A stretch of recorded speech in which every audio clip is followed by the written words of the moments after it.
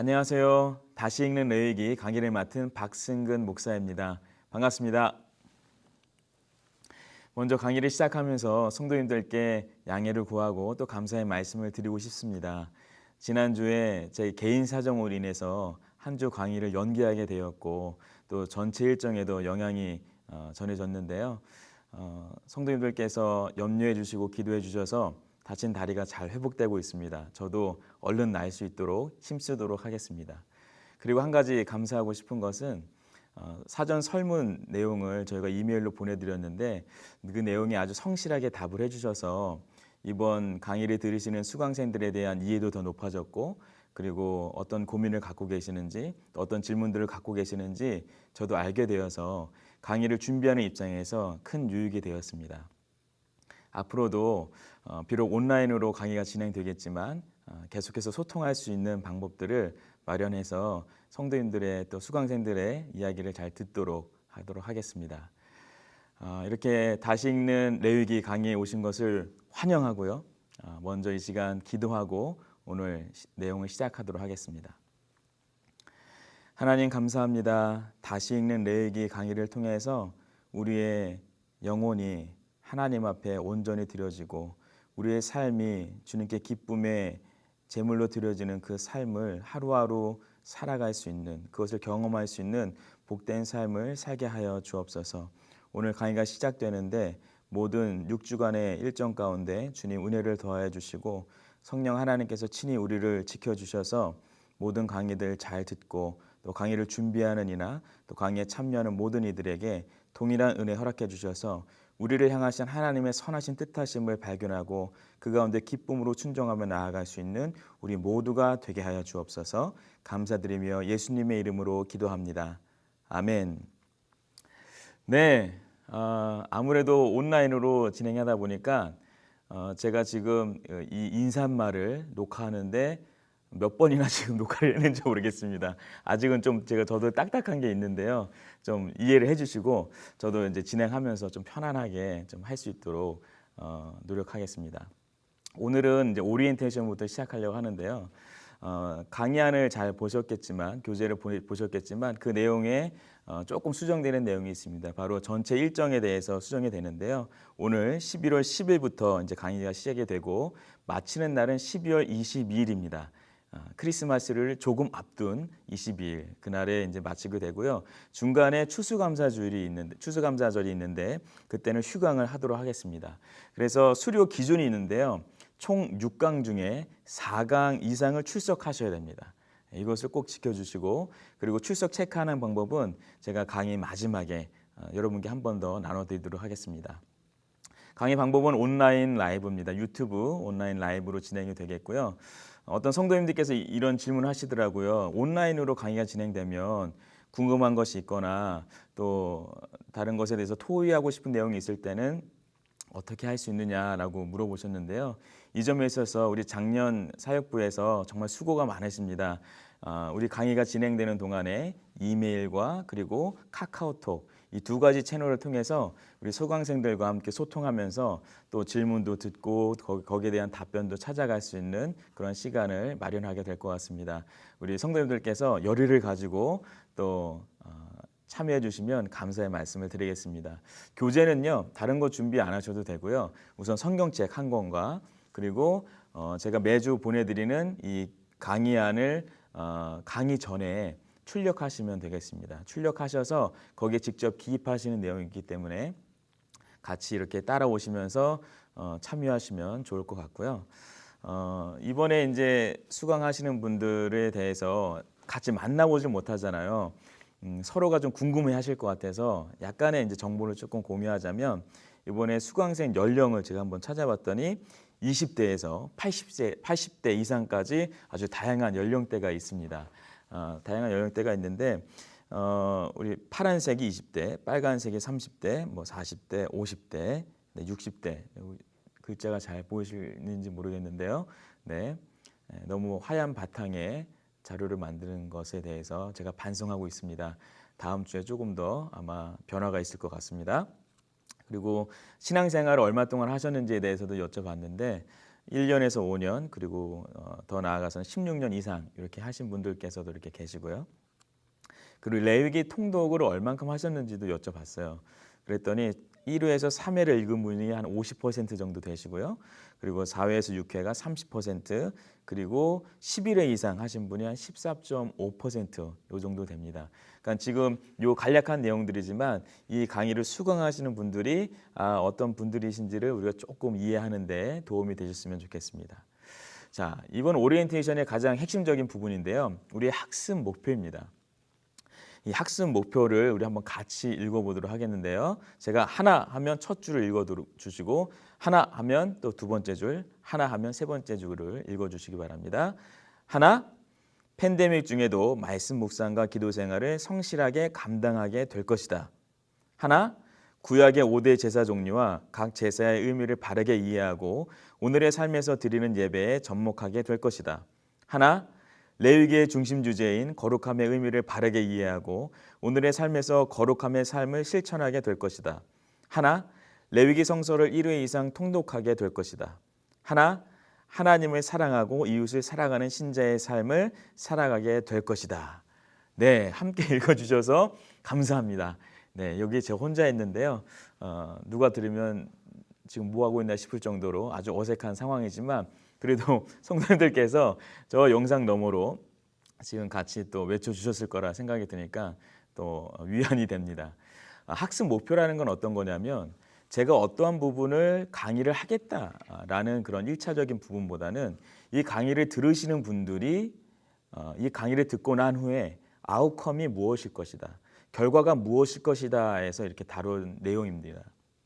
그러니까 이 내용들은요, 이 5가지의 내용들은 성도님들께서 이 강의를 수강하시고 난 다음에 경험하게 될 것을 기대한다는 거예요. 때문에 이 강의가 좋은 강의냐 아니면 좋지 않은 강의냐, 이것은요 다른 게 아니에요.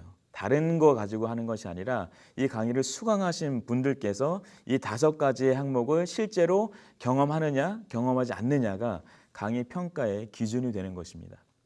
한 가지 부탁을 드리자면 성도님들께서도 기도하시면서 한 주 한 주 강의가 진행될 때 우리가 공동으로 목표하는 이 내용들이 잘 이루어질 수 있도록, 성도님들의 삶 가운데도 경험될 수 있도록 강의에도 집중해 주시고 또 강의를 마치고 나서도 나눠드리는 또 과제의 내용들도 성실하게 같이 감당해 주시기를 꼭 부탁을 드리겠습니다. 네, 강의 계획인데요. 11월 10일 오늘부터 오리엔테이션 그리고 1강이 있고요. 그리고 쭉 나가서 12월 22일까지 총 6강이 되겠습니다. 6번째 강의를 통해서 모든 강의가 진행이 되겠는데요. 한 가지가 뭐냐면 여기 빨간색으로 하이라이트 해드린 게 뭐냐면요. 그 해당 주가 되기 전에 그 성서 내용을 통독해 오시는 겁니다. 그러니까 지금 2주차 보시면 5대 제사, 첫 번째 번제와 소제, 이거에 대해서 2가지를 다루는데 그때 전에 레위기 1장과 2장을 읽고 나신 상황에서 오시는 겁니다. 그리고 3주차 때는요, 추수감사절 휴강이잖아요. 예, 우리가 참 가족들과 또 그리고 주변에 계신 분들과 풍성한 하나님 은혜를 나누는 게 중요한데요. 그러나 우리가 또 해야 될 것은 해야 되는 거죠. 레위기 3장에서 7장까지를 읽고 그 시간을 한 주를 보내주시기를 부탁드리고요. 그 다음 주에는 8장과 10장까지를 읽고 오시면 되겠습니다. 그러니까 추수감사절 때 휴강이라고 해서 안 읽으시면요, 그 다음 주 시작할 때까지 많은 장수의 레위기를 읽고 오셔야 됩니다. 그러니까 쉬시는 시간이라도 그 시간 동안에 성경을 같이 또 통독할 수 있는 기회로 삼아 주시길 바랍니다. 자, 그러면은 이제 우리가 첫 번째 강의를 이제 시작하도록 하겠습니다. 우리 한번 내용을 읽어볼까요? 시작. 거룩함, 우리 앞에 놓인 신앙의 경주라고 했습니다. 제가 질문을 하나 먼저 드리고 싶은데요. 우리의 아버지 되시는 하나님께서 우리의 아버지 되시잖아요. 하나님께서 우리에게 항시 원하시는 것이 혹시 무엇인지 아십니까?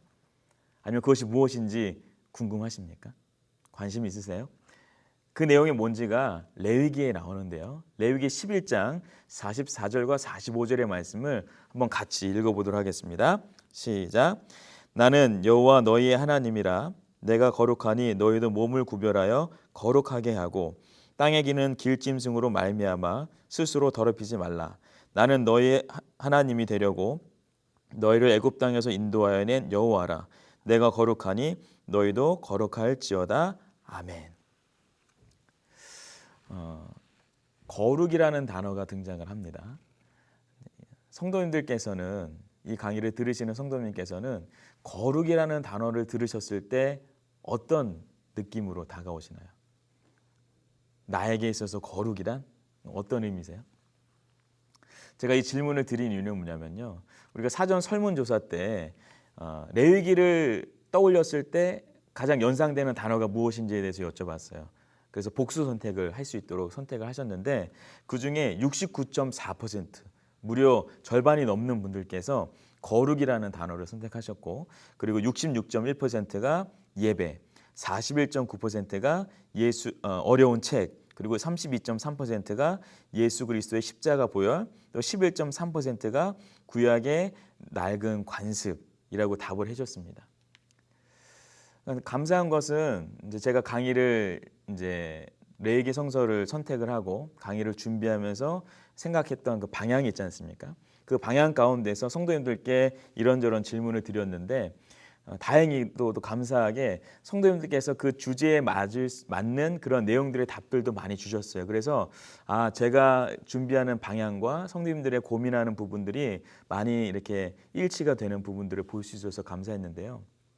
그런 의미에서 볼 때 우리는 레위기를 다루기에 앞서서 가장 먼저 이 질문을 한번 답해 볼 필요가 있습니다. 바로 거룩함이란 무엇인가라는 겁니다. 거룩함이란 무엇인가? 오늘 글에 보니까 이렇게 거룩함에 대해서 표현을 했는데요. 제가 읽어볼게요. 거룩은 하나님께만 있는 성품으로 모든 피조물과 완전히 다르게 구별되심을 의미한다. 때문에 하나님의 백성은 거룩한 자로 불리게 된다라고 했습니다. 그러니까 거룩이라는 속성은 구별됨이라는 뜻을 갖고 있는데 이 속성은 하나님께 아주 유일하게 있는 속성인 것이죠. 그리고 우리는 하나님의 백성이 되기 때문에 하나님의 자녀가 되기 때문에 그 거룩함으로 살아가는 자, 거룩함을 입은 자 이렇게 표현이 될 수 있겠습니다. 그래서 구약에서 히브리 성서가 표현하는 내용들이 있고요. 또 신약에서도 헬라어에서 그 거룩이 의미하는 그런 내용들이 있습니다. 그 내용들은 우리 강의 안의 내용을 한번 보시면 참고가 되실 것 같고요. 한마디로 이 거룩함이라는 것을 우리가 뭐라고 말할 수 있냐면 존 찰스 라일은 이렇게 얘기했습니다. 거룩함이란 습관적으로 하나님과 한 마음을 갖는 것을 말한다. 하나님의 판단에 동의하고 그분이 미워하시는 것을 미워하며 사랑하시는 것을 사랑하며 이 세상의 모든 일을 성경의 기준에 비추어 판단하는 행위를 의미한다라고 했습니다. 이 내용을 비춰볼 때 우리가 거룩함을 어떻게 정의할 수 있냐면요. 바로 거룩함은 성화, 성결의 삶이다라는 겁니다. 이것이 바로 성경에서 밝히고 있는 거룩함의 실제적인 부분입니다. 근데 우리가 그럼 이렇게 대화가 나오면 이런 질문이 나올 수 있어요. 그러면 또 지금 이제 갑자기 신학적인 단어가 등장을 했다. 성화. 이거 듣기는 몇 번 들었는데 실제적으로 이게 어떤 건지 헷갈리기도 하고 성화라는 게 정말 우리에게 필요한 건지 질문도 듣고요. 성화가 어떻게 해야 성화로운 삶을 살 수 있을까? 이런 질문들도 등장할 수 있거든요. 그래서 저는 이 기독교 역사 가운데서 정말 수많은 분들께서 그리고 많은 기간 동안에 이 부분에 대해서 또 많이 논의가 되어져 왔고 연구가 되어져 왔는데 이 시간에 짧은 시간이지만 한번 성화에 대한 바른 이해를 통해서 바른 이해를 위한 길라잡이 질문들을 몇 가지 좀 같이 나눠보려고 합니다. 그 첫 번째 질문이 뭐냐면요. 자, 같이 한번 읽어보겠습니다. 시작. 신앙생활 하면서 오직 믿음만이 우리에게 필요한 것 아닌가요? 믿음만 있으면 거룩해지는 것 아닌가요? 네. 정말 탁월한 질문이죠. 믿음만 있으면 되는 거 아닌가라는 생각이 우리에게 찾아올 수 있습니다. 자, 그런데요. 거룩한 삶은 어떤 거냐면요. 믿는 것이 아니라 살아내는 삶입니다. 거룩한 삶은 믿는 것이 아니라 살아내는 삶입니다. 물론 그리스도를 믿는 믿음은 모든 거룩의 뿌리입니다. 그래서 이 괄호 안에 있는 내용들을 좀 찾아보면요. 제가 한번 읽어드릴게요. 믿음을 통한 그리스도와의 연합은 거룩한 삶의 무엇일까요? 시작일 뿐만 아니라 거룩한 삶을 이어가는 비밀입니다. 다시요. 믿음을 통한 그리스도와의 연합은 거룩한 삶의 시작일 뿐만 아니라 거룩한 삶을 이어가는 비밀입니다. 우리가 믿음으로 정결케 되고 믿음으로 승리할 수 있습니다. 우리가 믿음으로 인해서 의롭게 되었기 때문입니다. 그러나 스스로 신자로 고백하는 사람들은요, 어떤 사람들이냐면 누구든지 날마다 자기를 구별하여서 하나님과 교제하는 구별된 삶을 살아야 합니다. 때문에 신약 성경에서 누누이 강조하는 내용이 뭐냐면요, 믿음으로 의롭다 함을 얻은 우리가 살아내야 하는 거룩한 삶에 대해서 이야기합니다. 그러니까 이러한 의미에서 보면요, 신자는요, 믿는 자들은요, 이 거룩한 삶을 살기 위해서 일생에 한 번, 두 번 이것에 대해서 다루는 것이 아니라 계속해서 이것에 대해서 듣고 또 듣고 익히는 시간을 가져야 됩니다. 우리에게 좋은 리마인더가 있으면 잠깐 잊었더라도, 잠깐 조금 게을렀더라도, 잠깐 생각을 놓았더라도 그 리마인더 때문에 다시 퍼뜩퍼뜩 생각나는 게 있잖아요. 그것처럼 이 거룩의 삶, 거룩한 삶이라는 것은 신자에게 있어서 계속해서 강조되고 계속해서 우리에게 요구되어야 되는 그러한 삶이라는 겁니다. 그러면 이런 또 질문이 들어올 수 있어요. 2번 질문 같이 한번 읽겠습니다. 요즘들의 일상에서 거룩한 삶을 실천하는 것에 대한 강조가 많이 되고 있는데 너무 급진적인 신학의 방향이 아닌가요? 또 이 질문이 참 누가 만들었는지 모르겠지만 굉장히 또 심오한 질문이라고 생각이 듭니다. 자, 그러면은 이러한 질문을 한번 또 던져볼 수 있습니다. 여러분, 거룩함이 드러나는 장소가 어딜까요? 거룩함이 드러나는 장소. 거룩함이 드러나는 장소는요, 우리의 말과 성품, 본성적 필요, 그리고 우리의 성향, 그리고 부모와 자녀 간에 또 생업의 현장에서 상사와 또 부하, 또 동료들 간에, 남편과 아내 간에, 또 성경에 보면 통치자와 백성으로서의 모든 관계, 모든 행위를 통해서 드러나는 것이 바로 거룩함입니다. 우리의 몸가짐과 우리의 시간의 사용과 그리고 우리가 부유할 때나 일터에서나 아플 때나 슬플 때나 기쁠 때나 어떠할 때나 드러나는 것, 그것이 바로 우리의 거룩함인 겁니다. 우리가 심지어 가난할 때에도 우리가 어떻게 처신하냐, 우리의 어떤 믿음의 삶을 살아가느냐를 통해서 그 가운데서 거룩함이 드러나는 겁니다. 그러니까 참된 거룩이라는 것은요, 이렇게 양팔을 끼고서 눈을 감고 내적인 감흥처럼 나는 거룩하다 이렇게 하는 것이 아니고요.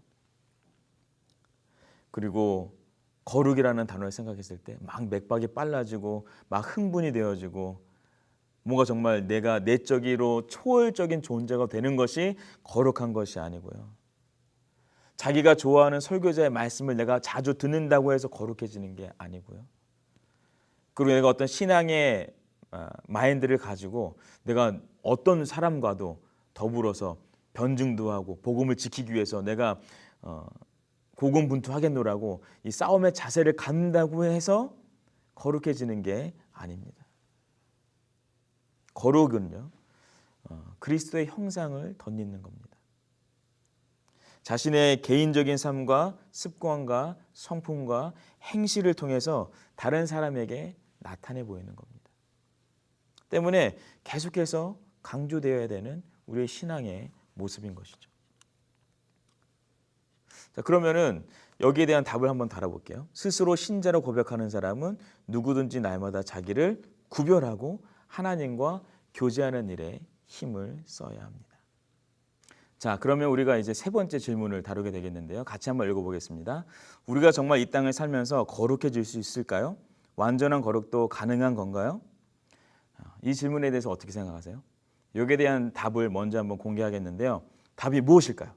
바로 우리에게 칭의와 성화의 개념 구별이 필요합니다. 지금 단어가 조금 신학적인 단어여가지고 딱딱하게 느껴질 수 있지만 이 내용을 조금 더 정리를 하면 앞으로도 우리가 신앙생활 하면서도 아주 큰 유익함이 있을 거라고 믿습니다. 칭의와 성화에 대해서 아주 간략하게 설명을 좀 드리고 싶은데요. 먼저 칭의에 대해서 생각을 해볼게요. 칭의는 법정 용어입니다. 법정 용어로 아예 선포가 내려진 거예요. 하나님께서 우리로 하여금 의롭게 되었다, 의로운 자라고 선포를 하신 겁니다. 그런데 칭의가 되는 과정에서 아주 중요한 것이 무엇이냐면요. 우리 인간은 스스로의 존재에서 이 내재적인 요인 가운데서 스스로 의로워질 수 있는 방법이 전혀 없습니다.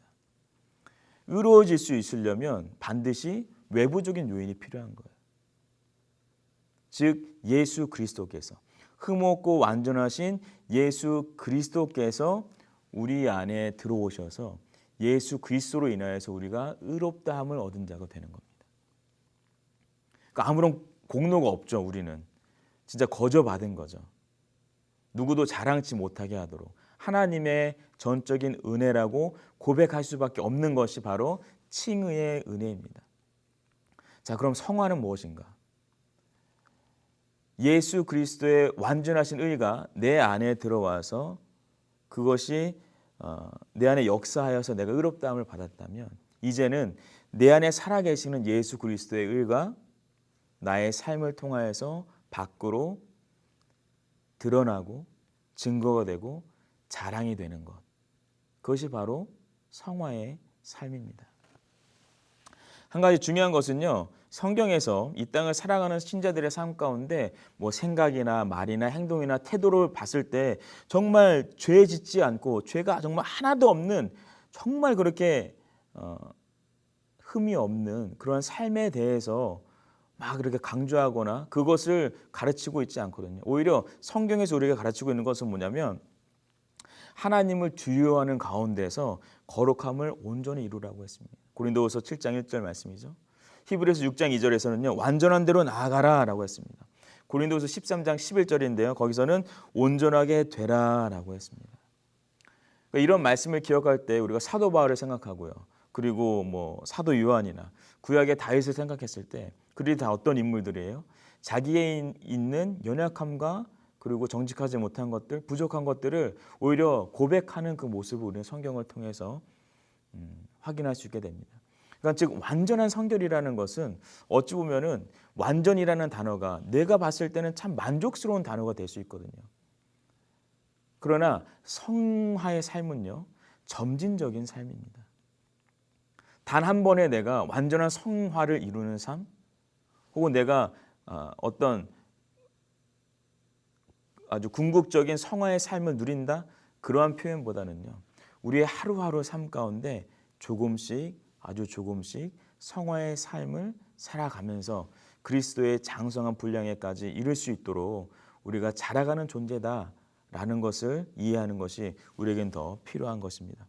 그러니까 거룩함이란 건 뭐냐면 예수 그리스도께서 우리를 위해서 행하신 모든 것을 믿는 믿음에서 시작을 합니다. 그리고 이 땅을 살아가는 우리는요. 거룩함을 이루어가는 과정 중에 살아가고 있는 겁니다. 그렇기 때문에 성경의 전반을 살펴보면 우리를 거룩하게 부르시고 또 빚어가시는 주체가 하나님이신 것이 분명하게 드러나는 거예요. 그러니까 성경을 보면 어떤 내용들이 있습니까? 성부 하나님이 하신 것은 선택을 하시죠. 그리고 성자 하나님께서 하신 것은 하나님과 우리의 사이를 중보하십니다. 대속의 역할을 감당하시죠. 그리고 성령 하나님께서는 우리로 하여금 오늘의 삶에서도 예수 그리스도의 형상을 닮아가는 그 삶을 살 수 있도록 도우시는 보혜사 성령님이 되시는 겁니다. 때문에 우리가 이 땅을 살아가면서 거룩해질 수 있는가? 맞습니다. 거룩해질 수 있습니다. 완전한 거룩도 가능한가요? 어떤 신학에서는 완전한 거룩에 대해서 아주 강조하고 그것을 주장하는 그런 경우도 있습니다. 그러나 우리가 조금 더 건강한 신앙생활을 하기 위해서는 완전한 거룩의 추구보다는 오늘의 삶에서 우리가 거룩을 점진적으로 시작해 간다면, 감당해 나간다면 그것보다 하나님께서 기뻐하시는 삶이 또 있을까라는 생각을 하게 됩니다. 자, 그 다음 질문입니다. 자, 같이 한번 읽어보겠습니다. 하나님께서 거룩한 삶의 주체가 되신다면 우리의 삶 가운데 역사하시도록 기도만 하면 될까요? 네. 자, 여기에 대한 답도 먼저 공개하면요. 거룩의 시작은 믿음이 맞습니다. 믿으라. 그저 믿기만 하라가 시작입니다. 자, 그런데 포인트는 뭐냐면요. 그러나 거룩의 삶인 성화의 과정은 깨어 기도하고 싸우는 삶입니다. 거룩의 시작은 믿음이 맞습니다. 믿으라, 그저 믿기만 하라. 그러나 거룩의 삶인 성화의 과정은요, 깨어 기도하고 싸우는 삶인 것을 잊지 마시기 바랍니다. 신자의 힘으로써요, 너희 자신을 드리라라는 표현이 가장 많이 등장한 곳이 어딘지 아십니까? 로마서 6장인데요. 거기에 13절부터 19절까지 보면은 드리라는 표현이 계속 나와요. 그 가운데서 몇 군데만 제가 찾아보니까 이렇게 돼 있어요. 그러므로 너희는 죄가 너희 죽을 몸을 지배하지 못하게 하여 몸의 사욕에 순종하지 말고, 또한 너희 시체를 불의의 무기로 죄에게 내주지 말고, 오직 너희 자신을 죽은 자 가운데서 다시 살아난 자같이 하나님께 드리며 너희 지체를 의의 무기로 하나님께 드리라 했습니다. 또 19절 보면요, 너희 육신이 연약함으로 내가 사람의 예대로 말하노니 전에 너희가 너희 지체를 부정과 불법에 내주어 불법에 이른 것 같이 이제는 너희 지체를 의에게 종으로 내주어 거룩함에 이르라. 아멘. 여기에 쓰인 표현들을 이제 살펴보면요, 우리가 하나님께 우리를 드리라고 했을 때요, 수동적으로 의미 없이 목적 없이 그냥 드려져라, 그것을 말하지 않습니다. 의의 무기로 하나님께 드리라고 했습니다. 굉장히 적극적이고 아주 능동적인 마음으로, 삶으로 하나님께 드리라는 거예요. 그러니까 이런 의미로 봤을 때 로마서 12장 1절 말씀, 그러므로 형제들아 내가 하나님의 모든 자비하심으로 너희를 권하노니 너희 몸을 하나님이 기뻐하시는 거룩한 산 제물로 드리라. 이는 너희가 드릴 영적 예배니라. 여기서 몸이라는 단어를 우리가 다 잘 알고 있죠. 단순히 그런 육체적인 몸이 아니라 우리의 삶 전반적인 전체를 하나님께 산 제물로 드리라는 겁니다. 그러니까 로마서 6장에서 이 드리라라는 표현을 우리가 이해한다면, 그리고 12장이 로마서에서 실제적으로 성도들에게 필요한 실천을 말하는 것의 시작이라면, 우리가 우리의 몸을, 우리의 삶을 거룩한 산 제물로 드리라라는 것이 단순히 그냥 흘러가는 대로, 생각 없이 되는 대로, 좋은 게 좋은 대로 우리를 드려라라는 의미가 아닌 것을 알게 됩니다. 적극적으로 우리의 삶을 주님께 의의 무기로 드려라. 다시 살아난 자같이, 너희 자신을 죽은 자 가운데서 다시 살아난 자같이 하나님께 드리라고 했습니다. 그러한 자세로 우리의 삶을 주님께 맡겨야 된다는 것이죠. 그냥 우리가 믿었으니까, 난 예수 그리스도를 믿으니까, 하나님 아버지가 나의 아버지가 되시니까, 내 인생의 주인이 바뀌었으니까 그것으로 끝이 아니고요, 내 삶을 적극적으로 하나님께 맡겨드리면서 정말 하나님의 그 거룩하심이 나의 삶을 통하여서 많은 영혼들에게, 많은 삶의 현장 가운데 나타나고 증거될 수 있도록 우리 자신을 적극적으로 드려야 한다는 겁니다. 다시 말씀드리지만 거룩의 시작은 믿음이 맞습니다. 믿음이 그것의 시작입니다. 그러나 거룩의 삶인 성화의 과정은 깨어 기도하고 싸우는 삶인 것을 잊지 마시기 바랍니다. 우리가 얼마 전에 수요 여성 예배에서도 나눴죠. 하나님의 전신 갑주를 취하라고 하잖아요.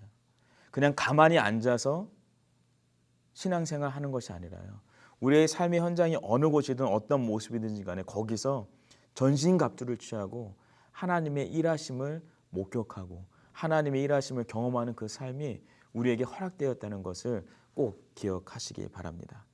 자, 여기까지 한번 강의 내용을 한번 진행했는데요. 어떠세요? 좀 내용이 따라올 만하세요? 아니면은 뭐 다 아는 내용인데 뭐 굳이 이렇게까지 설명을 하셨어요? 라는 마음이세요? 아니면은 좀 내용이 너무 어렵거나 딱딱하신가요? 예. 이런 얘기들을, 이러한 답변들을 저에게 또 들려주시면은 저도 큰 도움이 되도록 하겠습니다. 저희가 이제 한 30분, 40분 정도, 35분 정도 이렇게 진행을 했는데, 우선 잠깐 브레이크를 갖고요. 그리고서 이제 나머지 시간을 진행하도록 하겠습니다. 잠깐 쉬는 시간 동안에는 찬양 한 곡을 들으시면서 우리를 예배의 자료로 부르시고 우리를 거룩의 삶으로 부르시는 그 하나님의 마음을 한 번 더 기억하면서 우리 또 두 번째 세션을 준비하시면 감사하겠습니다. 잠시 후 뵙겠습니다. 감사합니다.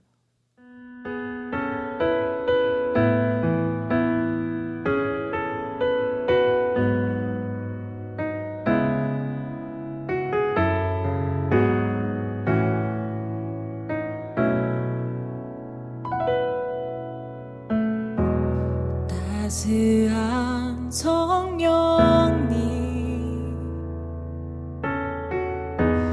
마음으로 보내 내 몸을 감싸며 주어지는 평안함 만족함을 느끼네.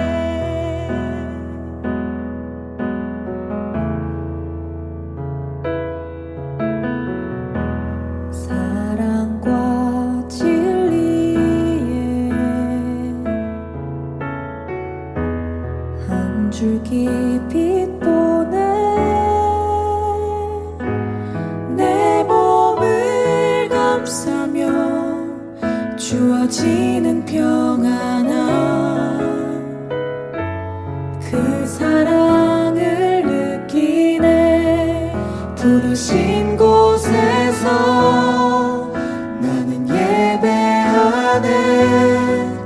어떤 상황에도 나는 예배하네. 부르신 곳에서 나는 예배하네. 어떤 상황에도 나는 예배하네.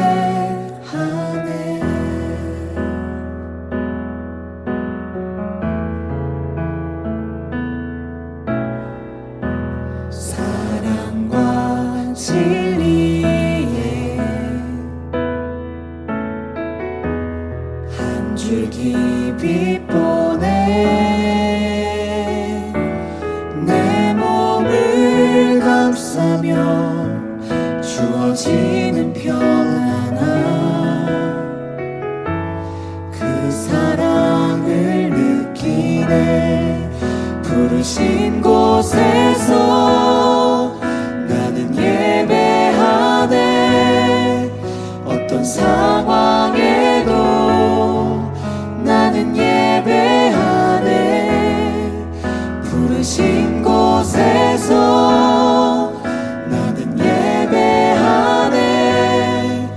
어떤 상황에도 나는 예배하네.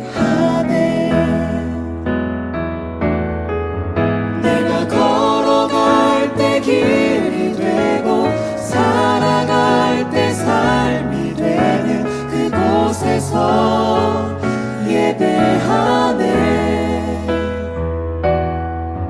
내가 걸어갈 때 길이 되고 살아갈 때 삶이 되는 그곳에서 예배하네. 부르신 곳에서 나는 예배하네. 어떤 상황에도 나는 예배하네. 부르신 곳에서 나는 예배하네.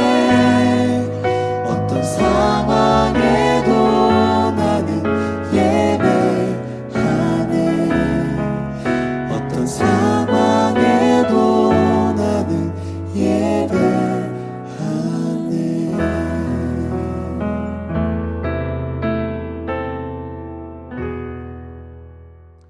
네, 어떻게 좋은 쉼의 시간이 되셨습니까? 네, 온라인으로 하다 보니까 또 이렇게 일방적으로 듣게 되시고 또 이렇게 따라가시는 게 쉽지 않으실 텐데 잠깐의 또 쉼이 도움이 되셨길 바라고, 또 우리가 강의가 앞으로도 좀 찬양을 좀 이렇게 나누면서 주제에 맞는 이 찬양곡들로 또 함께 은혜를 좀 나누면 좋겠습니다. 자, 두 번째 세션의 시작은 우리에게 실천적 거룩이 필요한 이유를 가지고 이제 시작을 하겠는데요. 이 거룩함이라는 것은 우리에게 단순히 이 마음적으로 내가 참 거룩해진다. 내가 참 거룩해지는 느낌이다. 내가 지금 맥박이 막 빨라졌다가 느려졌다가 하고 내 생각이 뭔가 좀 더 여유로워지고 평안해지고 단순히 그것이 우리에게 거룩함을 말하는 게 아니라고 했습니다. 거룩은 살아내는 삶이라고 했습니다. 거룩함은 살아내는 삶이라고 말씀을 드렸습니다. 때문에 우리의 삶 가운데서도요, 실천적 거룩이 필요합니다. 예수 그리스도의 완전하신 의가 우리를 구원하신 우리의 모든 죄를 사하시고 그리고 부활의 소망을 갖게 하신 예수 그리스도의 그 온전하심이 우리의 삶을 통해서 증거되고 드러나기 위해서는요, 또 경험되기 위해선 우리 안에서도 실천적인 거룩이 필요한 것이죠. 자, 요한일서 3장 3절을 한번 읽겠는데요. 같이 시작. 주를 향하여 이 소망을 가진 자마다 그의 깨끗하신과 같이 자기를 깨끗하게 하느니라. 주님을 향하여 이 소망을 가진 자마다 그의 깨끗하신과 같이 자기를 깨끗하게 한다 라고 말씀합니다. 이 시간에는 우리에게 실천적 거룩이 필요한 이유에 대해서 한번 나눠보기 원하는데요. 자, 첫 번째입니다. 자, 우리는 거룩해야 합니다. 그 이유가 뭐냐면요, 같이 읽겠습니다. 하나님께서 성경을 통해 분명히 명령하셨기 때문입니다. 네. 데살로니가전서 4장 3절을 보면 이렇게 되어 있습니다. 하나님의 뜻은 이것이니 너희의 거룩함이라 곧 음란을 버리고. 베드로전서 1장 15절 16절인데요. 오직 너희를 부르신 것 거룩한 이처럼 너희도 모든 행실에 거룩한 자가 되라. 기록되었으되 내가 거룩하니 너희도 거룩할지어다 하셨느니라. 아멘. 우리에게 실천적인 거룩이 필요한 이유는요, 단순히 우리가 좋은 사람이 되기 위함이 아닙니다. 다른 사람들로부터 인정받고 칭찬받기 위함도 아니에요. 하나님의 명령입니다. 거룩한 삶의 실천을 통해서 발생한 그 어떤 유익도 우리에게 그 이유가 되지 않는 거예요. 하나님의 말씀이기 때문에 우리가 그렇게 실천해야 합니다. 자, 두 번째 실천적인 거룩이 필요한 이유 두 번째인데요. 같이 읽겠습니다. 예수 그리스도께서 세상에 오신 위대한 이유와 목적이기 때문입니다. 고린도후서 5장 15절 말씀에 이렇게 되어 있습니다. 그가 모든 사람을 대신하여 죽으심은 살아있는 자들로 하여금 다시는 그들 자신을 위하여 살지 않고 오직 그들을 대신하여 죽었다가 다시 살아나신 이를 위하여 살게 하려 함이라. 예수님의 십자가 사건은 어떤 것이냐면 우리의 내적인 존재를 바꿔버리십니다. 이전에는 나를 위하여서 사는 인생이었거든요. 그것이 가장 의미 있는 인생이었는데 이제는 우리를 위해 죽으셨다가 부활하신 그분이 위하여 사는 삶으로 바꿔버리십니다. 다시 살아나신 예수님을 위해서 살아가는 자로 그 존재의 성질을 바꿔버리신 거죠. 예수님께서 우리로 하여금 구별된 삶을 원하시고 구별된 삶을 살아가게 하십니다. 그래서 사도 바울은요, 우리가 성령으로 기동하는 사람이라고 말을 합니다. 그러니까 우리의 내재적인 존재가 바뀌었기 때문이죠. 바로 거룩의 삶은 예수 그리스도께서 이 땅에 오신 이 위대한 이유와 또 목적이기 때문입니다. 그렇다면 또 다른 이유, 우리가 거룩해야 되는 이유인데요. 같이 읽겠습니다. 주 예수 그리스도를 믿는 구원의 믿음을 가졌다는 바른 증거이기 때문입니다. 야고보서 2장 17절 말씀인데요. 제가 읽을게요. 이와 같이 행함이 없는 믿음은 그 자체가 죽은 것이라. 아멘. 이 야고보서의 말씀은요, 에베소서 2장 8절에 있는 또 9절에 이어지는 그 구원에 관한 선물에 관한 내용과 반대되는 개념이 아니고요, 이신칭의와 이 대치되는 것이 아니라 오히려 서로 간에 아주 완벽하게 보완해 주는 그런 말씀입니다. 짝을 이루는 거죠. 우리에게 거저 주시는 은혜로 말미암아 구원을 받았기 때문에 우리가 마땅히 그 은혜를 감사하며 실천하는 삶을 살아야 한다는 겁니다. 그것을 통해서 우리의 바른 믿음이 증거되는 것이죠. 자, 우리가 거룩해야 되는 이유, 또 다른 이유인데요. 같이 읽겠습니다. 주 예수 그리스도를 신실하게 사랑하는 증거이기 때문입니다. 요한복음 14장 21절에 이런 말씀이 있습니다. 나의 계명을 지키는 자라 나를 사랑하는 자니 나를 사랑하는 자는 내 아버지께 사랑을 받을 것이요 나도 그를 사랑하여 그에게 나를 나타내리라. 한 가지 중요한 것은요, 이런 생각을 해봤어요. 하나님께서 우리에게 정말 거룩한 삶을 원하신다면, 그 거룩한 삶을 명령하신 거라면, 요즘같이 우리가 컴퓨터를 잘 다루면요, 그 코드를 넣는다고 하죠. 코딩을 하면 코딩을 넣고 명령어 엔터를 딱 치면 넣은 대로 계속 작동할 수밖에 없거든요. 그런 생각을 해봤어요. 하나님이 우리에게 거룩함을 원하셨다면 우리로 하여금 정말 로봇처럼 명령어가 딱 들어와서 거룩할 수밖에 없는 삶을 살게 하셨으면 어땠을까? 그러면은 모두가 다 편한 세상이 아닐까? 이런 생각도 해봤거든요. 근데 하나님은 그렇게 하시지 않으셨어요. 에덴 동산에서부터 그렇게 하시지 않으셨습니다. 아담과 하와를 향해서도요. 왜일까요? 하나님은 우리가 하나님을 순종하는 것, 하나님의 말씀에 순종하는 것, 하나님의 명령에 순종하는 것을요, 하나님을 사랑하기 때문에 순종하기 원하셨기 때문입니다. 하나님을 사랑하는 마음으로 순종하기를 원하시기 때문입니다. 무슨 말이냐면 우리가 거룩의 삶을 살아야 되는 이유, 우리가 거룩의 삶을 살아갈 수 있는 이유는요, 하나님을 사랑하기 때문에 그의 말씀의 계명을 지키기 때문에 가능해지는 겁니다. 우리가 예수 그리스도를 사랑하기 때문에 거룩함의 실천으로 나아가야 한다는 것이죠. 자, 다섯 번째 이유인데요. 우리는 거룩해야 합니다. 읽겠습니다. 이 땅에서 천국을 준비하는 삶이기 때문입니다. 네, 제가 계시록 21장 6절과 7절입니다. 다시 수정했는데요. 같이 한번 읽어보겠습니다. 또 내게 말씀하시되 이루었도다. 나는 알파와 오메가요 처음과 마지막이라. 내가 생명수 샘물을 목마른 자에게 값없이 주리니 이기는 자는 이것들을 상속으로 받으리라. 나는 그의 하나님이 되고 그는 내 아들이 되리라. 아멘. 그 영국의 톰 나이트라는 신학자가 이 땅을 살아가는 신자에 대해서 얘기를 할 때, 이 땅을 살아가는 신자는, 성도는 중간지대를 살아가는 자들이다라고 이렇게 표현을 합니다. 중간지대. 이게 어떤 의미냐면요, 하나님께서 한번 생각해 보세요. 하나님께서 말씀을 통해 우리에게 약속하신 것들이 있잖아요. 우리를 구원하시기 위해서. 창세기 3장부터 시작이 되죠. 원복음부터. 자, 그 약속부터 시작해서 지금에 이를 때까지 어떤 약속들이 성취가 되었습니까? 이새의 줄기에서 메시아가 태어날 것이다라는 그 약속도 성취가 됐죠.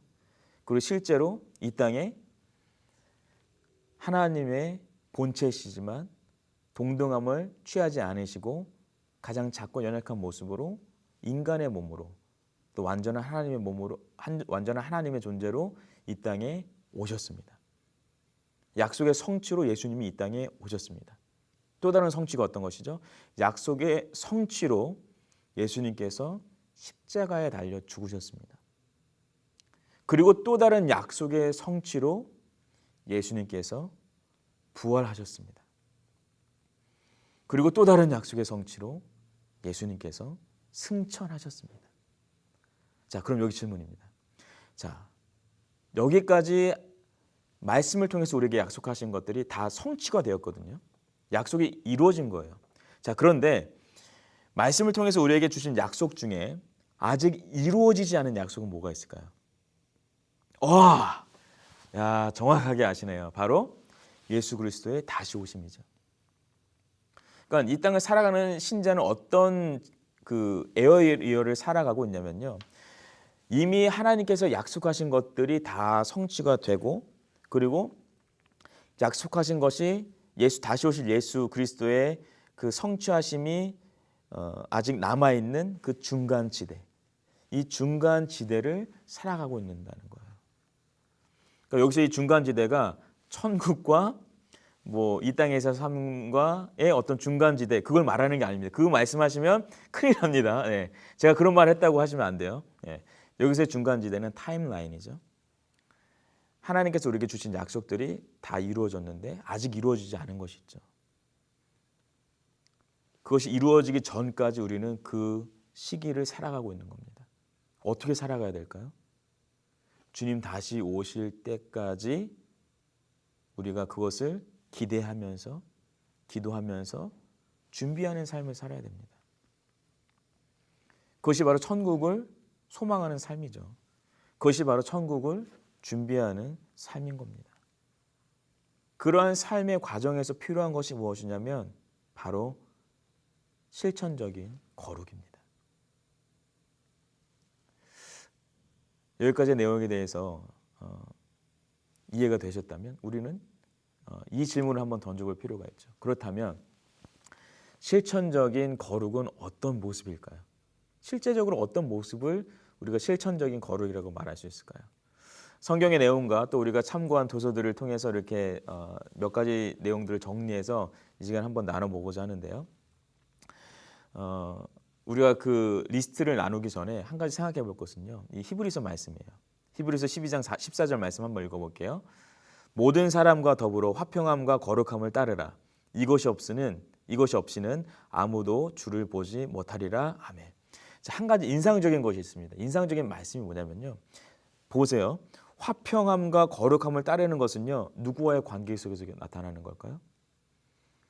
나와 타인입니다. 모든 사람과 더불어서 관계되는 그 상황들이죠. 그 사람들 속에서 화평함과 거룩함을 따르는 거예요. 그런데 그게 없으면 아무도 주를 보지 못할 거다. 그만큼이나 우리의 삶 가운데선 요구되는 실천적인 거룩함이 중요하다는 겁니다. 그 실제적인 내용이 뭐가 있는지를 한번 몇 가지로 한번 정리해 봤는데요. 먼저 우리 블랭크에 들어가는 내용인데요. 거룩한 사람은 하나님을 경외합니다. 네. 이 내용은 제가 조금 더 스피디하게 진행하도록 하겠습니다. 거룩한 사람은 하나님을 경외합니다. 네, 지금 다들 고개를 끄덕이시죠? 당연한 내용이죠. 네, 두 번째, 자, 속사람으로는 무엇을 즐거워할까요? 힌트가 로마서 7장에 있습니다. 바로 하나님의 법을 즐거워합니다. 속사람으로 하나님의 법을 즐거워하는 거예요. 자, 그렇다면 세 번째입니다.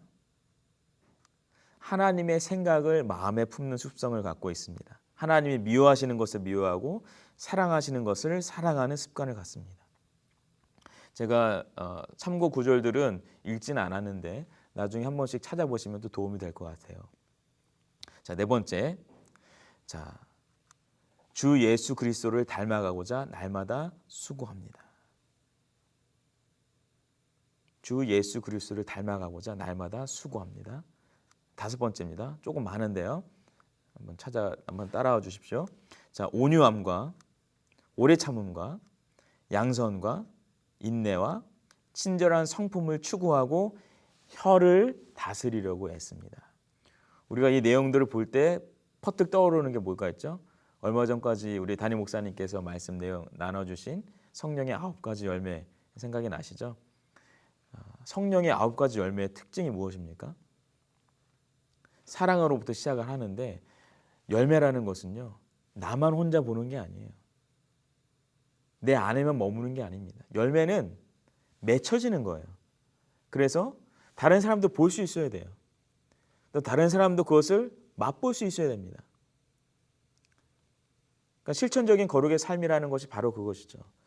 다른 사람과의 관계 속에서 온유함이 있고 오래 참음과 양성과 인내와 친절한 성품을 추구하는 거예요. 이 추구의 목적이 뭐라고요? 우리 스스로가 예수 그리스도의 형상을 닮아가기 위해서. 그 삶을 위해서 때로는 내 혀를 다스리고 그리고 그것을 위해서 애쓰는 삶을 살아가는 겁니다. 자, 그 다음인데요. 자기를 부인하고 또 절제합니다. 자기를 부인하고 절제하는 삶을 살게 되고요. 그 다음입니다. 사랑과 형제 우애에 힘씁니다. 사랑과 형제 우애에 힘씁니다. 성경에도 피차 사랑의 빛 위에는 다른 것 지지 말라고 하잖아요. 우리가 이미 그리스도 예수를 통하여서 복음의 빚진 자가 되었기 때문에 우리도 마땅히 사랑하고 형제 우애하는 데 힘을 써야 되는 겁니다. 자, 8번째입니다. 삶의 모든 의무와 관계에 있어서 신실함을 추구합니다. 우리가 말씀을 읽지는 않았지만 그 참고 구절에 뭐가 있어요? 다니엘서가 있죠. 다니엘만 퍼뜩 떠올려도 좀 이해가 되는 그런 문장이에요. 모든 의무와 관계에 있어서 신실함을 추구하는 것. 그것이 실천적인 거룩한 삶의 모습인 겁니다. 자, 마지막으로요. 영적 사고 방식을 갖기 위해 힘씁니다라고 했습니다. 팀 켈러라는 목사님을 들어보셨을 거예요. 가까운 데 계시죠? 제가 캘리포니아에서 살 때는 와 진짜 뭐 극과 극으로 이제 거리가 머니까 뭐 그냥 되게 멀고 뭐 이렇게 가깝게 안 느껴졌는데 뉴저지 오니까 괜히 더 뭔가 가까워진 듯한 느낌. 그분은 저를 알 리가 없지만 저는 왠지 그분과 좀 가까워진 듯한 느낌이 듭니다. 근데 그분이 이런 표현을 했어요. 우리가 예수 그리스도를 통해서 예수 그리스도를 인격적으로 만났을 때 우리에게 나타나는 두 가지 변화가 있다. 첫 번째는 우리의 영적인 정체성이 바뀐다. 제가 나중에 기회가 되면 조금 더 자세하게 설명해 드리겠는데요. 첫 번째 영적인 정체성이 바뀐다. 내가 하나님의 자녀가 되는 정체성이 생기는 거죠. 그래서 다른 어떤 기준으로 내 존재가 확인이 되고 이해되는 것이 아니라 하나님이 나를 어떻게 보시고 이해하시는가가 내가 누구인지를 분명하게 아는 거죠. 자, 그리고 나서 또 다른 변화가 하나가 뭐냐면요. 바로 영적인 감각이 생겨난다고 했습니다. 영적인 감각. 이 영적인 감각이 뭘까요?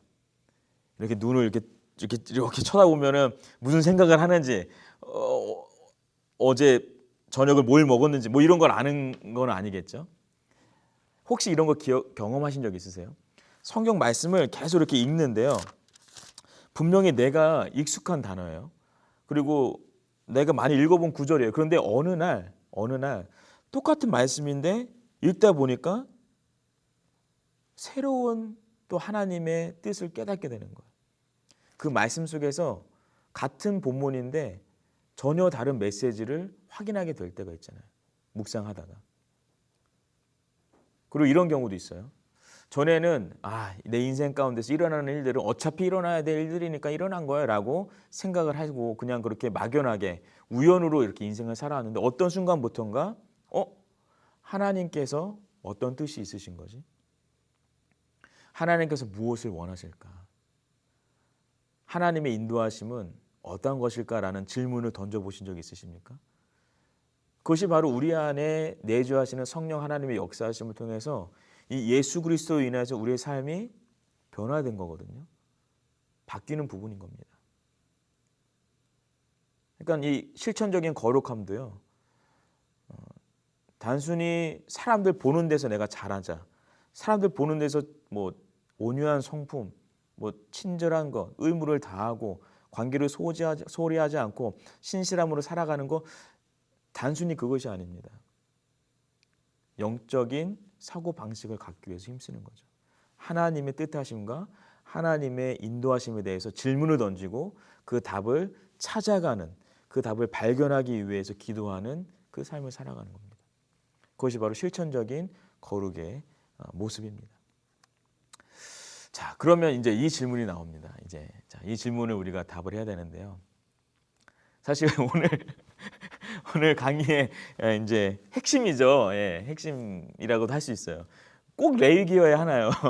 그러니까 우리가 거룩이 중요한 것도 알겠고, 그게 이제 성화의 삶인 것도 알겠고요. 실천적인 거룩이 우리한테 필요한 것도 알겠고, 그것이 어떠한 것이구나라는 것을 우리가 쭉 나눠봤을 때 내 삶에서 이런 부분을 실천할 수 있겠구나라는 이 답들도 좀 이렇게 얻을 수 있으셨을 겁니다. 자, 그런데 왜 하필 레위기인가? 꼭 레위기여야 하는가? 물론 성경 66권 모두가요. 우리를 향하신 하나님의 뜻하심, 그 거룩함의 삶을 살아가게 원하시는 하나님의 의도가 담겨 있고 하나님의 뜻하심을 배울 수 있고 그리고 그 삶을 살아가기 위해서 필요한 말씀들을 모두 제공하고 있습니다.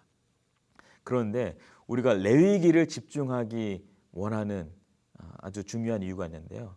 다음 슬라이드를 보시면요. 자, 여기 보면 레위기가 내 위기가 되는 이유라고 제가 나눠놨는데 이게 화면에 잘 보이시는지 모르겠어요. 밝은 화면, 밝은 바탕화면 반성하고 있습니다. 네, 어쨌든 네, 제가 사전 설문으로 질문한 내용이었죠.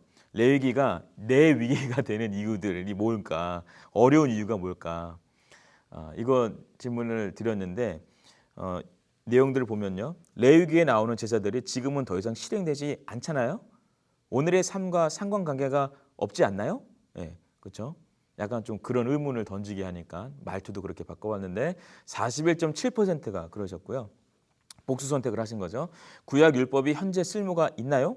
율법이 폐지되었기 때문에 구약은 신약의 메시지를 이해하기 위한 배경 지식으로 활용되어야 됩니다라는 의견이 18.3%. 또 레위기에 쓰인 단어들과 표현들이 너무 어려워서 이해하기 쉽지 않아요. 43.3%. 레위기는 칭의, 죄사함에 대해서만 설명한다고 생각하는데요. 33.3%. 또 이야기 형식으로 쓰이지 않아서 낯설고 잘 익혀지지 않군요. 53.3% 이렇게 표시를 해주셨습니다. 자, 지금 이 5가지 내용을 한번 살펴보세요. 공통적인 요소가 있습니다. 공통적인 요소가 뭐냐면요. 이 5가지 이 문장들이 모두가 다 21세기의 시점에서 지금 레위기에 대한 1차적인 해석을 하고 적용을 한다는 것이죠. 그러니까 21세기의 시점에서 레위기에 대한 것을 해석을 하고 그것을 오늘의 삶에 적용하려고 하는 관점이 대부분인 거예요. 따라서 레위기가 오늘의 시대와 너무나 격차가 벌어져 있는 겁니다. 간격이 큰 것이죠. 이걸 좁히려니까 도무지 이때 쓰인 단어나 방식이나 문화 같은 것들이 우리에게 피부로 와닿지 않는 겁니다. 그렇기 때문에 우리가 레위기를 하는 이유는 뭐냐면요. 우리가 레위기를 읽는 관점의 전환이 필요하기 때문입니다. 어느 책이 이렇게 표현이 되어 있습니다. 제가 한번 읽어볼게요. 레위기를 읽는다는 것은 고대 중동 지역 이스라엘과 인근의 문화와 관습을 따라 표현된 레위기를 통해 하나님이 기뻐하시고 명령하신 삶을 찾아가고 모색하는 것이다. 자, 레위기는 분명히 제사에 대해서 다루고 있습니다. 그리고 제사는 죄 문제에 대한 해결하라고 이해하고 우리가 있죠. 그런데 그것만이 제사에 대한 올바른 이해는 아니라는 거예요. 죄와 제사는요, 레위기의 중요한 소재지만 이 책의 초점은 어떤 거냐면 하나님 백성의 새롭고도 구별된 삶에 있습니다. 그것을 위해서 레위기라는 말 자체가 히브리어로 봤을 때 하나님이 말씀하셨다라는 거거든요. 그 자체가 바로 성경책의 이름이 된 거예요. 그러니까 총 27장인데 20장에서 하나님이 말씀하셨다고 시작을 해요.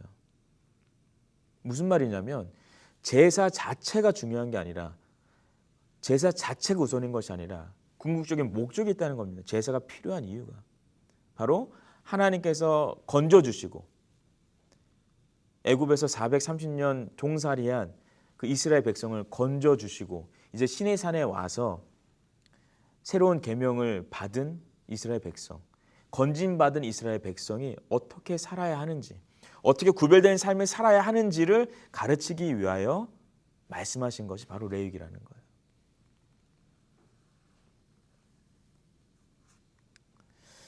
그 70인역을 보면요, 70인역에서도 실질적으로 이제 레위기가 제시하는 규정들을 행하는 주체는요, 대부분 제사장이 아니라 모든 이스라엘 백성을 향하고 있다는 겁니다. 그러니까 레위기가 단순히 제사에 대해서만 다룬다면 제사장들만 읽어야 했겠죠. 제사장들에 대해서만 다뤄야 했겠죠. 근데 우리가 이제 앞으로 살펴보겠지만 제사에 대해서 다룰 때도요, 제사장이 관여하는 부분이 있지만 오히려 예배하는 자들이 관여하는 부분이 더 많고 그리고 더 다양한 것들을, 의미들을, 내용들을 가지고 있습니다. 자, 여기까지 설명을 드렸는데 아직도 주저가 되실 수 있습니다. 그래도 정말 레위기여야 하나요? 그런 분들이 혹 계시다면 저는 또 이 예수님의 말씀을 나누고 싶은데요. 같이 한번 읽겠습니다. 내가 율법이나 선지자를 폐하러 온 줄로 생각하지 말라. 폐하러 온 것이 아니요 완전하게 하려 함이라. 마태복음 5장 17절의 말씀입니다. 자, 예수님께서 율법을 폐하러 오신 게 아니라 율법을 완성하러 오셨다고 했거든요. 그럼 우리에게 필요한 건 뭘까요? 완성하시려던 그 율법은 무엇인가? 그걸 알아야겠죠. 예수님께서 완성하신 것이 무엇인지를 알기 위해서는요, 구약 율법의 이해가 필요합니다. 그리고 율법을 통해서 하나님이 자기 백성에게 원하신 세상이 어떠한 곳인지를 이해해야 되는 거예요. 그 율법의 그 문화 속에서 그 상황 속에서 오늘과 적용하기에는 격차가 있을 수 있지만 그러나 그 율법을 통해서 하나님께서 이스라엘 백성에게 그리고 하나님의 나라 가운데서 원하시는 것이 무엇인지를 우리가 이해해야 된다는 겁니다. 그래서 구약에 꿈꾸고 제시하는 세상, 율법이 명령하고 추구하는 세상에 대한 이해가 필요한 겁니다. 그러니까 예수님께서 율법을 완성하셨기 때문에 한 율법 교사의 질문에 대해서 뭐라고 말씀하세요? 가장 큰 계명이 뭐냐고. 하나님 사랑과 이웃 사랑입니다. 가장 큰 계명을 지키기 위해서요. 우리는요. 하나님을 사랑하는 방법이 무엇이고 이웃을 내 몸과 같이 사랑하는 것이 어떠한 것인지를 배워야 하는 겁니다. 그러니까 레위기라는 그 성서는요. 창세기, 출애굽기, 레위기, 민수기, 신명기 이 모세 오경 가운데 중간에 위치해 있거든요. 그러니까 이 모세 오경이라는 것에 대한 바른 이해가 뭐냐면 하나님의 건지심을 경험한 자들이 일상에서 하나님의 백성으로 살아간다는 게 무엇일까라는 것에 대한 답을 주는 게 모세 오경이고요. 그리고 그 삶을 구체적으로 하나님께서 직접 말씀하신 것이 바로 레위기인 겁니다. 때문에 오늘을 복음 안에서 살아가는 복음을 위해서 살아가는 우리에게 당연히 레위기는 필요한 성서이고 다시 읽어야 되는 성서인 겁니다. 그렇기 때문에 두구둥 오늘의 결론입니다. 같이 읽어볼까요? 오늘의 결론 레위기를 다시 읽어야 합니다. 네, 여기까지 왔습니다. 레위기를 다시 읽어야 합니다. 레위기를 다시 읽어야 됩니다. 우리의 관점을 지금 오늘 나눈 강의 내용들을 토대로 조금 전환이 필요하다면 조금 전환을 이루어내서 그 관점 속에서 레위기의 말씀을 다시 묵상하고 그 가운데서 우리에게 오늘 들려주시는 하나님의 음성을 이해할 수 있어야 한다는 것이죠. 그래서 우리가 다시 레위기를 읽어볼 수 있길 원합니다. 그런데 이제는 빨리 넘어가야 되는 그런 내용이 아니고요. 한 장 한 장 깊이 묵상하면서 질문하면서 우리가 한번 지나가 볼 수 있길 바랍니다. 사실 이번에 레위기 그 강의가 6주잖아요. 레위기가 총 27장이기 때문에 그 6주 안에 그래도 할 수 있지 않을까라는 생각을 해봤는데 내용이 너무나 방대하고 이미 저도 뭐 신학을 계속 연구하고 또 고민해야 되고 또 그리고 성경도 계속해서 묵상하고 연구해야 되는 목사이지만 이미 많은 신학자들께서 좋은 선배님들께서 이 내용에 대해서 공부를 많이 해놓으셨거든요. 연구를 많이 해놓으셨는데 막상 그 내용들을 저도 접하고 준비하다 보니까요. 그 양이 방대해요.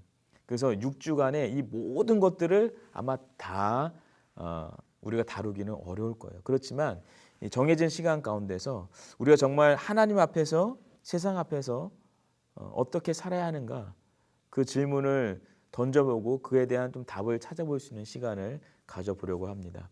오늘 첫 번째 강의가 이제 끝났는데 어떠셨는지 모르겠어요. 아무 말씀이 없으시네요. 앞으로 강의가 이어지는 동안에 계속해서 좋은 내용들이 나눠질 수 있도록 기도해 주시고 여러분들께서도 참여해 주시기를 부탁드립니다. 자, 이번 주의 호목입니다. 자, 숙제인데요. 다음 시간까지 레위기 1장과 2장을 꼭 읽어와 주시기 바랍니다. 우리 번제와 소제에 대해서 다루게 되는데요. 레위기 1장과 2장을 읽어주시고요. 자, 두 번째 과제입니다. 저희가 사전 설문조사 때 숙제 너무 많이 내주지 말라고 이게 또 간곡히 부탁과 협박을 동시에 하시는 그러한 또 의견들도 있었거든요. 근데 이 두 번째 과제는요. 어렵지 않지만 중요한 과제입니다. 한 사람이 이 배움의 시간을 갖고 나서 그 배움의 과정 가운데 그것을 통해서 정말 자기가 필요한 것을 습득하기 위해서 필요한 과정이 있습니다. 그것이 뭐냐면 내 머릿속에서 인지적으로 그리고 내 감정 속에서 정서적으로 그리고 내 삶 속에서 행동적으로 실천이 될 때 자기가 배운 것이 그대로 실천이 되고 그것이 나에게 익혀진다라고 해요. 그래서 head knowledge, heart knowledge, hand knowledge라고도 말을 하고요. cognitive 그리고 reflective 그리고 또 다른 하나는 제가 갑자기 생각이 안 나네요. 네, 어쨌든 액션이 요구되는 내용인데요. 근데 그것을 위해서 강의 내용이 어땠느냐를 떠나서 오늘의 이 시간을 같이 함께 하시고 난 것에 대해서 인사이트 하나를 한번 생각해 보세요. 인사이트는요, 그냥 레위기가 한 번쯤은 정말 제대로 읽어봐야 하는 거구나. 이것도 괜찮습니다. 정말 말 그대로 인사이트예요. 그리고 또 다른 하나는 질문 하나인데요. 이 질문은 어떤 질문이냐면 저에게 하는 질문이 아니어도 괜찮습니다. 이런 질문도 될 수 있는 거죠. 그렇다면 나는 가정에서 실천적인 거룩함의 삶의 모습을 위해서 어떤 것을 시도해 볼 수 있을까? 열린 답이에요. 열린 질문.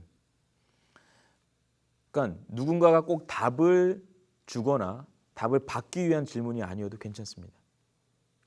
스스로 깨달은 거 그리고 스스로 한번 질문을 해보세요. 그래서 그것들을 가지고 저희가 나눌 수 있다면 또 이 강의 시간에 나눠보도록 하겠고요. 그런 과정들을 통해서 어쨌든 간에 이 온라인으로 이 수업을 듣는 게 얼마나 쉽지 않으세요. 그렇죠? 정말 쉽지 않게 그 첫 걸음을 떼셨는데 그 다음 걸음을 잘 뛸 수 있도록 그래도 뭔가 좀 더 유익함이 있을 수 있도록요. 그 시간은 우리가 같이 만들어가는 거거든요. 그래서 인사이트와 질문 하나를 한번 생각해 보시고 이메일을 통해서 또 나눠주시면은 제가 필요한 내용들은 또 나눌 수 있는 내용들은 또 한번 나눠보도록 하겠습니다. 마지막 광고인데요. 아까 강의 서두에서 말씀드린 것처럼 이제 강의 출석부가 있습니다. 여러분들 각 이메일로 우리 작년 사역부에서 링크를 보내드렸는데요. 내용을 링크를 클릭하셔서 지금 이메일 주소를 써주시고 그 다음에 다시 있는 레이기 매주 수요일 여기서 이 슬롯을 클릭하시면 해당 날이 나옵니다. 그래서 그 날을 선택하시고 들으신 날짜를 선택하시고 submit을 눌러주시면 그러면 이제 출석 처리가 된다고 하십니다.